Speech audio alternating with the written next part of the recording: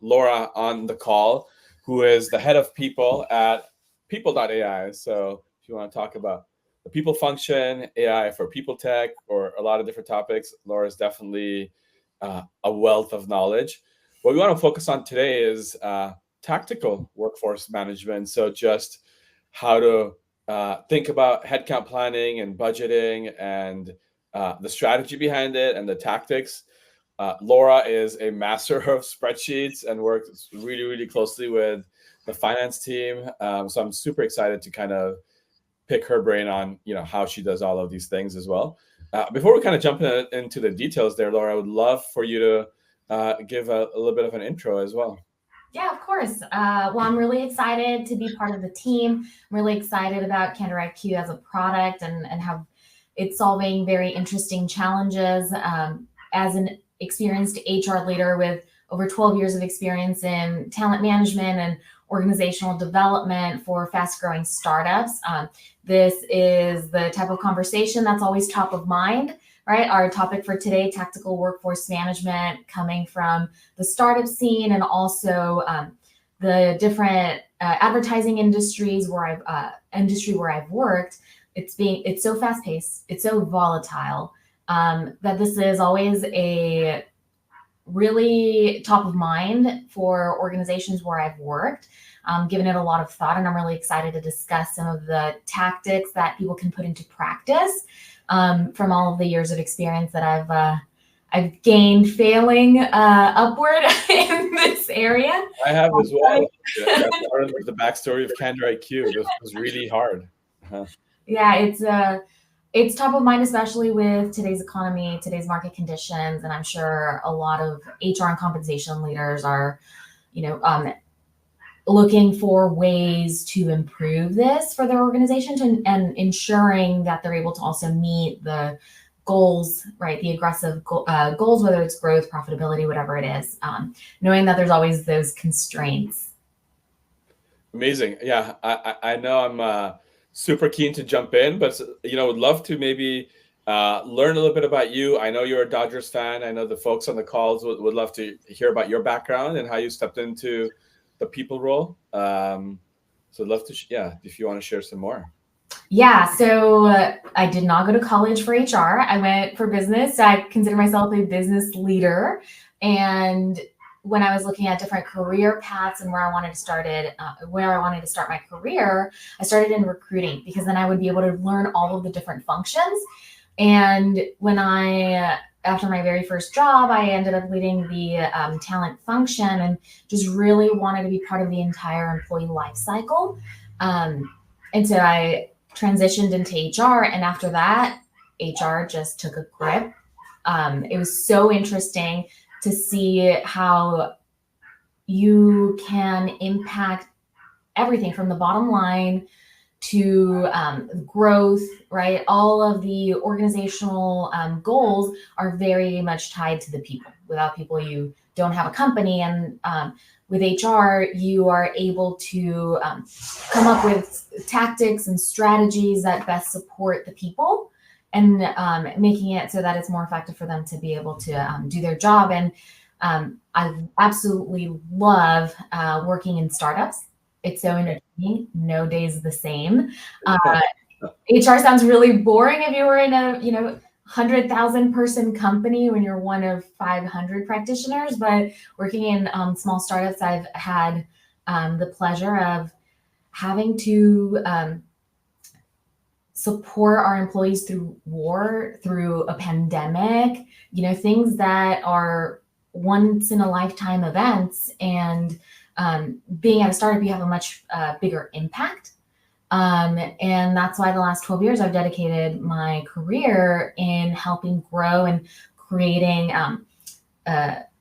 sustainable practices and helping build high performing teams from, being the 20th hire to growing and being acquired. It's such a fun journey. And I'm really excited to share some of the tips that I've learned. Amazing. That's quite a journey. And I think having a business background is certainly a superpower as a people leader, because the HR function of today is not the HR function of the 70s, right? It's much more strategic and business oriented versus just operational, I guess. Yeah. And in the last couple of years, it has shifted. Right now we're almost shifting back, but a lot of the power dynamics have moved to the employees, which is unprecedented in the history of labor.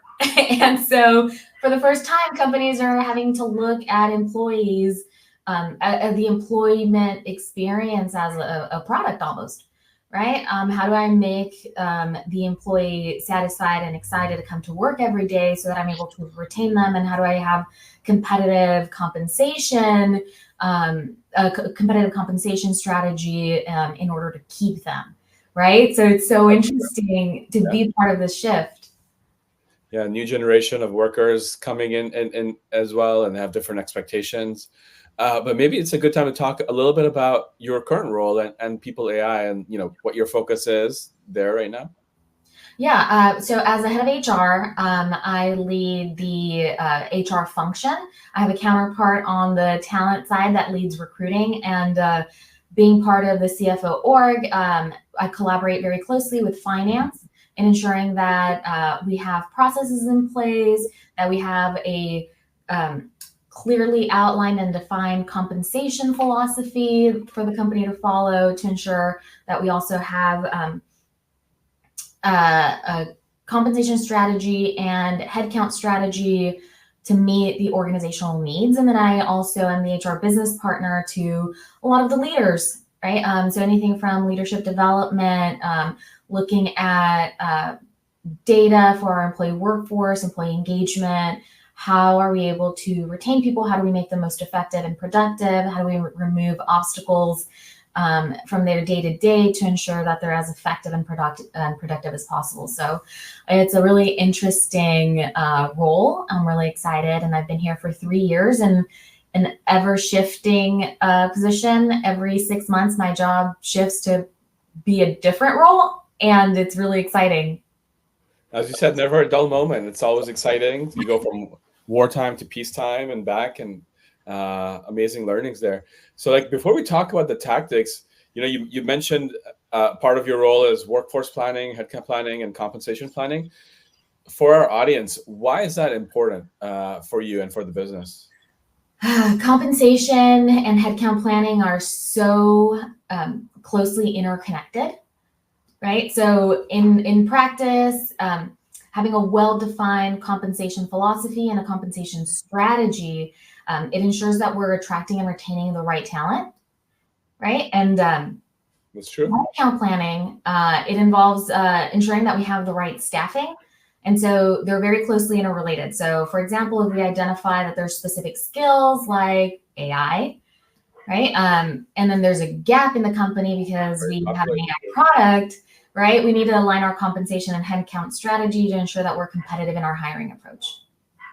Yeah, so like if I'm playing that back, it's compensation headcount planning are ultimately to achieve, I guess, business outcomes like hiring talent, the right talent in the right place at the right time, and then retaining, rewarding them, and keeping them. So has direct impact on the business, especially because people are the number one asset, but also the number one line item on the balance sheet. Yeah. Yeah. So you have to make sure that you're investing in the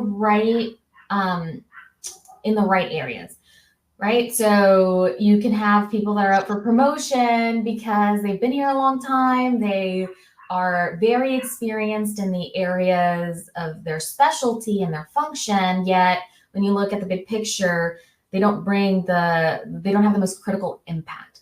So you can inflate your costs. So you have to take a step back and look at workforce planning in order to align your compensation strategy. Does it make sense to offer a promotion here when you do have constraints, or is it best to offer it in this other area where they have a direct revenue impact or impact to the bottom line, or it's something that a deliverable that we need within the next 6 months? So that's how I see the alignment between the two. Yeah, that's very clear. Thank you for that example. So it's really tying the compensation as a core into that workforce planning, as you talked about as well. Like, what's the right location? How much do we pay? Is it more cash? Is it more equity? Like, what's the how do you leverage all the levers and total rewards? And like as you mentioned, the hiring AI engineers is very hard right now. So how competitive or aggressive do you want to be? Kind of is certainly a key factor as well. So how do you make sure that like these two things are, you know, both compensation, headcount planning, like you understand it, how are they aligned together from a leadership perspective as well? Alignment, collaboration, clearly defined goals, expectations, philosophies. So as HR compensation leaders, you're not usually a decision maker, right? You have influence without authority. And so you have to really be in line with what the organizational needs are. And then also align the leaders that have different goals, different strategies, and how we're going to accomplish our company goals, and align them to the same thing. For example, merit increases, right? Are we going to push that out because we lost a major client, or because it's volatile, or we just had layoffs, right? So everybody has to align, because if you promote people within one department, it creates inequity and dissatisfaction of the employees. So it's critical to have that kind of alignment. And even in good times, right? When we talk about times of peace and times of war and times of peace, you want to ensure that you're doing right by the business by having a clearly outlined compensation philosophy, right? So equity. If somebody received it during a promotion, 6 months later when we do our merit cycle, are they eligible again, right? You have to treat people equitably, fair. So you have to have that completely outlined. How often can people receive increases, right? Are we drawing a hard line in the sand? You have to align all of your leaders to that, and create that collaboration across the different leadership teams. I think there's so many nuggets in there, so I'll call out one or two things. I think one of the things that you just mentioned was having a comp philosophy is not just a Notion doc somewhere that you put there, or a wiki page, but rather it's your principles of how you pay and promote, and you can justify, right? So if you are, you know, paying for performance, or if you're paying for tenure and retention, or like there might be different levers or factors. It helps be fair based off your philosophy. It helps managers explain those things to employees as well, because, you know, like, I mean, I was an employee as well at some point, you know, wondering like, why is my peer getting X versus when I'm getting Y? What's fair, especially in the world of expanded pay transparency laws. Organizations have to be able to explain that strategy. So I think that was an amazing example of how something like comp philosophy trickles all the way down to promotions, merit, budget, and many other things downstream as well. Yeah, all the way from the beginning when you're approving the role, right? Is our philosophy to pay top of market? Are we competing with Google? Is that really our competitor for talent as a 100-person startup, right? It's really tough, and I don't see a lot of 100-person startups being very successful if they're paying at the top 1%. So having clear expectations, clearly defined parameters, and aligning your department heads to that, to understand that, yeah, they're not going to be able to go after the Google engineers, right? So they have to reset the expectations because of the constraints, because of the philosophy, and it'll allow you to hire faster, right? And keep people happy. That's true. And I think you mentioned now a couple of times educating or informing and collaborating with the department heads, and I presume with managers as well, frontline managers. So how do you do that? How do you have the operators, the people who are hiring and on the front lines of keeping their employees happy? Their incentive might be pay as much as possible, and and keep people in seat. So how do you educate them around all the parameters of the business and some of the limitations as well? I think it's less educating and more partnering, right? It's a little bit of a nuance, but I think it makes a big difference. So in partnering, I have to really understand the department head's goals, right? Like the engineering department leader's goals are different than the revenue org. So really understanding what's top of mind to them, what their deliverables are, what their strategy is, because sometimes the comp philosophy will be a little bit different for per department. And then being a sounding board and problem solving with them and tackling a specific issue or problem together. It's always hard, and you don't build credibility by saying, hey, we don't have money for that, because there's never enough money. And so you really have to look at what they're really trying to accomplish and problem solve and getting creative with how we're going to get there. I'm no HR person is in a position to say, no, you can't do that. Right? Ultimately, the department head is the department head because we trust them and we want to enable them to make those decisions.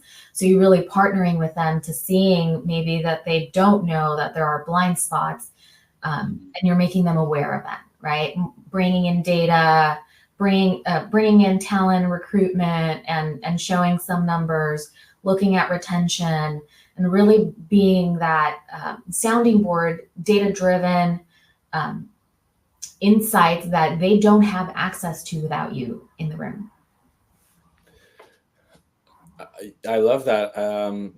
Really partnering with them. That's great. And as I think back as well, like some of the best people leaders and HRBPs, they really kind of helped brainstorm with the limitations that we had, like, how to get creative. Like maybe we needed to invest in AI as a stream, and we needed budget, but maybe we moved some people around across teams to do that, or we sequester some resources. We maybe we took some backfills and repurposed them, and like the best people leaders were pretty good partners in collaborating and saying, like, maybe it is about headcount and you can be creative and how you bring it in, or maybe it's about something else in terms of like realigning the existing resources or maximizing output and stuff like that too. So that totally resonates. As you were explaining that, I was just running through so many examples that I've gone through as well with my people team, where the best people partners were amazing at really thinking through creative ways to kind of get the maximum out of the resources. And ultimately that was really a good decision, because more people, yes, can unlock ability to do more, but not always, right? Like more people also means you need to manage them and pay attention to them. It also can mean things slow down as well, right? Like there's some rules around engineering, for instance. Like if you go from 2 to 3 engineers, your productivity doesn't go up linearly. It goes up like a little bit more, a little bit less, and so it's really helping thinking through, are we like what are the options, and if we do bring in people, are we bringing in the right people as well? Right. Less sophisticated leaders always want to throw money at the problem. Mm-hmm. And even when you do have the money, it doesn't always solve it, because we've done, hey, I want to give this person an extra $55,000 raise, and 6 months later they're gone. So it wasn't always the money, right? You have to get into the root of the cause. And some for that specific example, it was the actual job design. It was not a job anybody that had that skill set would ever want. And so you have to rethink and look at the data behind it, right? Exit interviews, employee feedback on their satisfaction, job design, and throwing money at the problem is a privilege, and most companies don't have that, but sometimes it's not even the right solution. So as a rule of thumb, you should always analyze. Yeah, I think that's a really good point too. So it's not just about the budget. It's all these different factors that you have to kind of think through to do a good job of workforce planning and org design and resource allocation. That's really good. So what happens if companies don't do this well, right? If you do it well, hopefully everything works well, but you don't tie comp to headcount, and you don't plan as effectively. The board's maybe pushing you to hire, etc. Like that's certainly happened with a lot of companies in the last few years, pre-pandemic, pre-slump. So how do you think about that and the risks there? The risk is not being able to attract top talent, right? People that don't have a choice but to take that compensation, or to take that package, or to take that role as it's defined. So right, you're risking not having the right person in the right role, and then not being able to retain them if you can't stay competitive, right? And then misalignment can also create employee dissatisfaction, like our example where we gave him an extra $55,000 and he still left. So I think you have to really be able to align both compensation, headcount, strategy, job role design, and fit, right? It's a holistic view. That makes sense. And so do you have any maybe tactical recommendations of how to go about doing this? It's for a lot of companies now, it's October, they're doing 2025 planning, maybe also thinking about what their comp strategy looks like, what their workforce plans are for next year, headcount plans are for next year. Would love to kind of get some tactical advice from the 12 plus years of experience that you've been doing this at startups. Yeah, I do have a couple of tactical items, but I always like to start from the 40,000 foot view, right? Yeah. You mentioned strategic planning. We're going through that right now. We're going through a whole talent review and assessment. And one of the very unique things to People AI that I love that sometimes it takes a little bit more effort, but it's so worth it, is we go through a process called the mock. And it's an acronym for missions, outcomes, and competencies. And anytime we open a new role or have, whether it's a promotion into a role, a backfill, we always have the hiring team fill out a mock before it's even approved to go out to recruiting. So the mock is the mission. So you outline, what is this person expected to achieve? It has to be measurable. It has to be time bound, right? SMART goals within the next 18 months, right? And that gives us a better sense of the impact to the business, right? If it's a mock for a receptionist, it could get approved. But when we start looking at, raises and where we want to invest, if you have the unfortunate role of having to look at operations and potential layoffs, this is what we reference, right? How close are you to the mission? Is it still relevant? Is it up to date? Who's making the most impact? So outlining the mission, outlining the outcomes of the first 18 months and what this person's going to deliver, whether it's an HR coordinator role that I have open on my team, and you're supposed to increase our onboarding ENPS, or it's competencies, right? Do we need a PhD for this AI engineer? We don't need it for a receptionist, right? Clearly outlining that, and then you go out to the market. And this is where the tips come in, right? Regular market analysis. What is the pay currently for an AI engineer or a receptionist, right? In this geo. So always having that analysis, data-driven decision-making, right? So looking at performance, market demand, looking at any data points that you do use from your existing workforce, or aligning with your talent and recruiting to get some of that feedback as well. There's tools that you can use, some that are free, like Pave, to get compensation data, right? Reaching out to you at KenderIQ, looking at people that are in the hiring space, like recruiting agencies, and getting their salary and compensation guidelines for the year and trends, looking at those reports, collaboration across departments, right? Better understanding the needs. That makes sense. If there are any potential threats coming down the line, right? Because you don't want to be in a position where you need to backfill today, right? If somebody's on a performance plan that's a month, 3 months, you can kind of get ahead of that and start planning. The communication is key. And being very flexible with compensation packages, right? We compensate engineers differently than we compensate salespeople. The types of bonus packages, right? For those that are closely aligned to the revenue and have a direct impact, those compensations look different than those that are on the company bonus plan, as well as at each level, each stage of the company, and what's going on in the business and the market, how we use equity. And even how we look at our benefits. Right now, it's open enrollment season. At the same time, are we enriching our offerings? Is there going to be an increase to premiums and costs that are then going to have people reevaluating, hey, I don't get paid enough to even cover my family of 6 on this plan. It's really taking a hit on my pay. So it's looking at everything. Amazing. Missions, mock. So missions, what are the missions? What are the other two? Missions, outcomes, and competencies. And all the tactics that I've outlined Also tie into the mock, right? When you're talking about offering flexible compensation packages, right? What are the outcomes? Are the outcomes tied to the revenue? Do they have a direct impact? And then, okay, well then, if not, then they have this kind of bonus structure. So it informs everything. Oh, got it. Okay.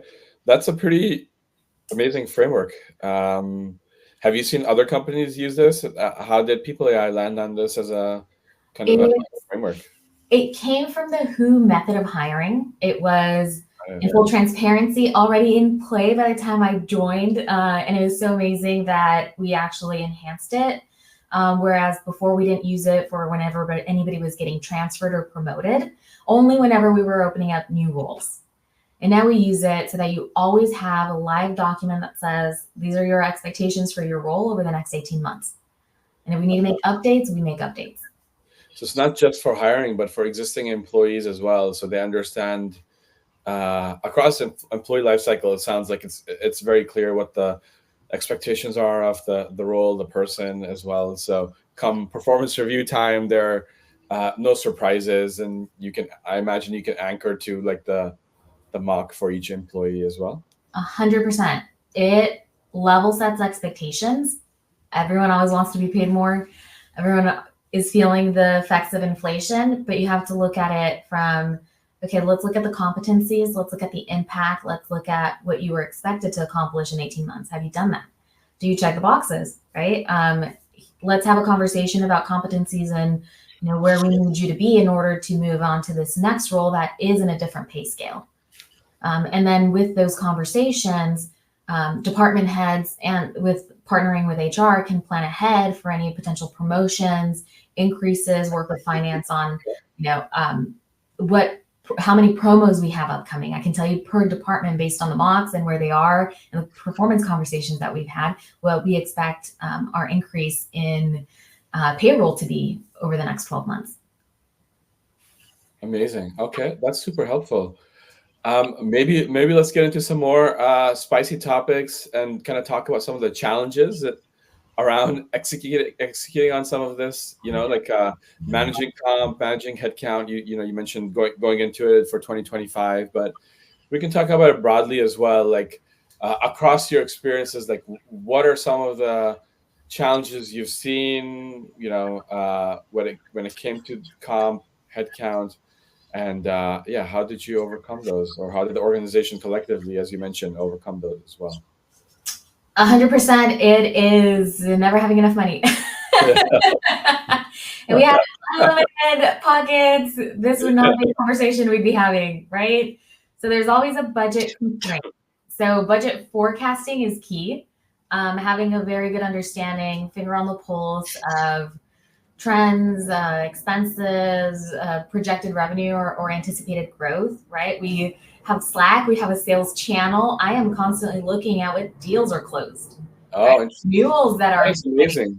Yeah. That's really, I just wanted to pause there because, a lot of rising young people leaders, who are kind of stepping into more senior leadership roles, they ask about like, how do we get a seat at the table? And folks, this is it. Like, your job, as Laura said time again today, is it's a strategic, HR is a strategic role. You need to understand the business goals and objectives and figure out how to leverage and support the people in place and new people as well to kind of achieve those goals. So looking at won deals, looking at like, did you close that big account that you're aiming for? That sounds small, but that is amazing because I imagine, Laura, that when you're in executive conversations with the CFO, CEO, and other folks, you're not just the person talking about employees and hiring, but connecting the dots between here's where we are as a business, here's where we need to go, and have that context as you talk about the people function. Right. I honed that skill when I was in ad tech. Very volatile. You lose one major client, 80% of your revenue is gone. What do you think is going to happen? Right? Layoffs. Yeah. And so we're not going to have merit increases or, your COVID happened, right? That's an anomaly. But things like this, like a war in Ukraine, we had to relocate our entire team. It was very disruptive. And, there are a lot of costs associated with that. So you can already see a couple of quarters out how that's going to impact your bottom line. right? That makes a lot of sense. Okay. What are some of like other maybe just on this topic, other tactics for people leaders to just kind of stay connected to what's happening in the business and tie it back to the workforce planning decisions and the comp decisions? Yeah.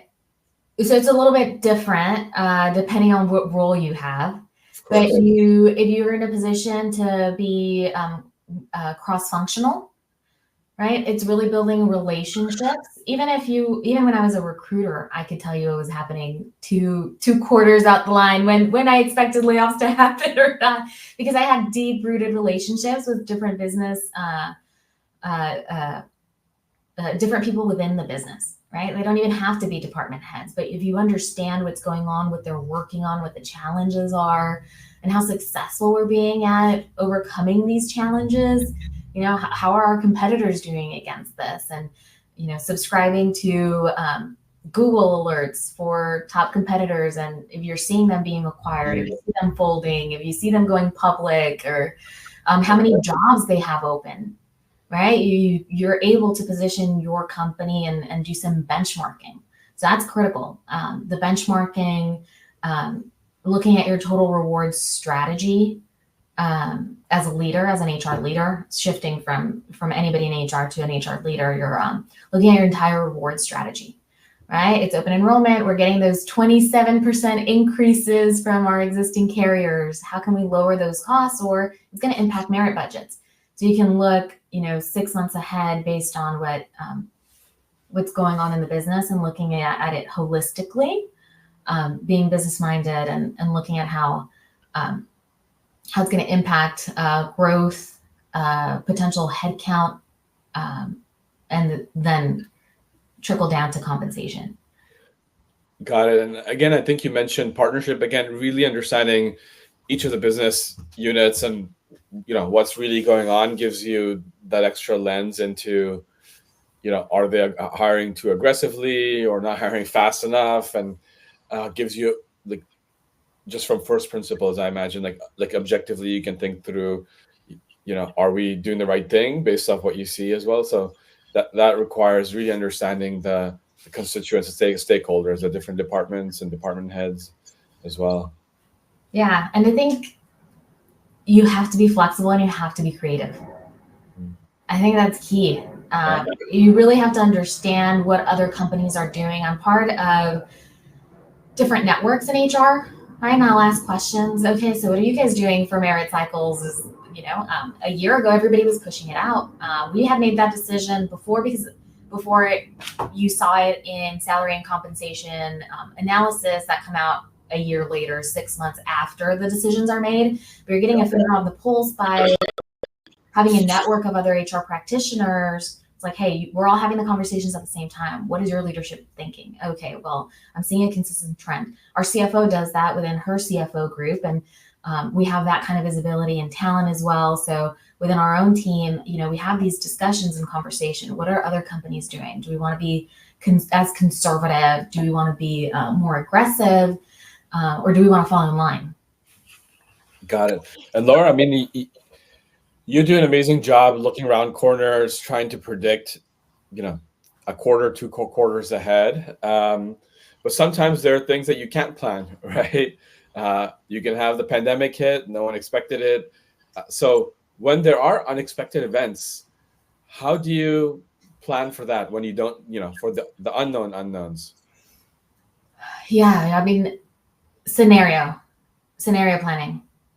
Anything could happen at any time. So having that alignment, the discussion, if we were to lose this major client and we don't close this big deal that we have in the pipeline, are we going to do X, Y, Z? Right. So you always have to have that scenario planning, the discussions before any decisions are made. You're looking at, who do we definitely need and see, worst case scenario, best case scenario, and having conversations around that, right? What is most important today? Is it, for example, in one of my companies, when we did lose a major client, 80% of our revenue, and we decided that, we have a big deal coming, so we can't lay people off because we're just going to have to staff up again and we lose all that organizational knowledge. So we had to get creative. And it was a 10% salary decrease for 3 months for everybody, no bonuses. And then depending on the level, VPs were 15%, executives were 50%. They took 50% pay over that 3-month period. And then we adapted until the conditions changed. So that's what I'm talking about, being very creative, right? Post the tech crunch, we knew we were going to be in where you wouldn't be able to borrow for a while, and it would really hurt to borrow. So we knew we couldn't do temporary changes, like, temporary salary decreases, because we knew eventually we would not need as many people. And so that was a different approach. So you really have to get creative depending on what's going on in the market, being really close to where the company is and what's needed and the direction it's going, and being able to adapt by being creative. Amazing. That's a real example. And I imagine there's a lot of communication. That's education, partnership, as you said, more than education.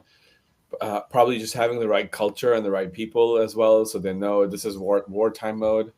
I imagine that's a part of it as well, and just being open and honest about it, that like this is what that business is going through, and there is light at the end of the tunnel in that case, at least. Yeah, you're always dealing with those. It sounds like, oh, COVID was a big thing, or the war was a big thing, but there's always a big thing that you're dealing with, right? A recession, a storm where people are misplaced, right? It's becoming the norm, and it has been in most of my experience, where it's very volatile. There's so many outside factors. There's always a wrench being thrown in, and you do have to be creative. Amazing. Thank you for sharing and being vulnerable and kind of sharing there as well. I know we have about 5 minutes left, so I wanted to open up to you as well. Like, what are topics that we haven't covered, or things, knowledge you'd like to impart on the subject at hand that's worth sharing with our audience? Yeah, I think we did a lot of talking about a lot of different topics that we found interesting, but I want to ensure that there are key takeaways, right? I always hate joining workshops or reading a book, and I'm like, okay, great. The theory is awesome. I get it. I probably got it the first 5 minutes, but what can I do, right? What are the tools? What's tactical? What's tangible? What can I take away today? And I think when we talk about tactical workforce management and getting practical tools to help with managing compensation and headcount, I think going through some of those key takeaways would probably be the best as we wrap up. So for me and in my learnings, I collaborate very closely with talent, with recruiting. So that means we always have about every 6 months at least updated. We review our comp bands. We review against the market, especially for the roles that are either very competitive, we know we're going to hire, that we have as part of the headcount planning, potential attrits, or we're always hiring. Like, we're always hiring salespeople. We're always hiring customer success managers or software engineers. So we're looking at those every 6 months, and I'm aligning. We're getting all these data points. We're socializing that with the leaders, the hiring managers, right? So that they are aligning, so that when they're having the conversation with individuals as well and setting expectations. So it's conducting those regular market analysis and at least twice a year, and having up to date, ready, so you're not scrambling or being reactive. That's something that you could do proactively, and it doesn't take a lot of time. I would always have data analytics that we have quarterly, so turnover metrics, right? I was able to identify at one of my previous roles when I started supporting as an HRBP, the finance and accounting group. Really high turnover rates within finance, specifically the FP&A department. Okay. Nobody stayed past 6 months. Why? And you start looking into those numbers. It was so different than everything else. It really stood out. And we found out that because of all the M&A that was going on, we weren't able to have the right skill set. And it was at the junior level, and it was draining our senior leaders. I see. We ended up only hiring director level and above for FP&A, right? So we consolidated some of the roles. The budget goes right into managing compensation and headcount. It was job design, right? And we weren't able to get there unless we looked at the data analytics. That's an amazing example, just tying everything together to kind of do comp and headcount. Yeah. And all the people that we hired during that time are still there. I still keep up with them, right? So they made it past the 6 months. They've been there 6+ years. And it really, that's how you make a difference in HR, is leveraging that. And the other two takeaways that I would say is prioritizing the critical roles. I know that we talked about, a receptionist versus an AI engineer for People AI company, Sure. where we're innovative and creating this cutting edge technology. Where are we going to allocate our limited merit budget? Right? It's identifying those critical roles, people that are up for succession planning, right? Single points of failure, key people. Like, you should always have those identified. And you should always ensure that your budget is going in that area, into those critical roles, so that you're able to retain the right people. Amazing. Those are some really good tactical tips for people, and you also gave real world examples so people help crystallize that. That was awesome. I know last minute, so I had so many different takeaways from our conversation, so this was super amazing. Some of the things I'll call out: the mock framework that stood out, just whether it's hiring or for existing employees, and being really clear and critical about that as well. That was important. You talked about partnership, really partnering with people and kind of understanding the details. You talked about understanding business objectives as a people leader, and seeing what's happening in the business and predicting around the corner. Many of the things like refreshing comp bands, every 6 months, as you said, both for hiring and employee retention and budgeting. Having different types of scenarios so that you can look around the corner and be prepared for lots of different use cases. There was just so many good nuggets here to share, which I know we will as well, and we'll probably cut them out and put some quotes, because this was just amazing session and wealth of knowledge there, Laura. So I really want to thank you for coming on, sharing your story, sharing a lot of strategic tips around headcount and workforce management, but also sharing a lot of tactical tricks and trips, and both on comp and headcount as well. So thank you so much. Yeah, I'd love to. I love talking shop. Like I said before we started the conversation, keep me honest, keep me on time, because I can talk about this for hours. So yeah, if you have any follow-up questions, feel free to reach out. I love talking shop, and collaborating, learning what other companies are doing. So thank you for giving me the platform and opportunity to share what I've learned so far. Thank you so much. All right, Laura. Cheers. Bye. Okay. Bye.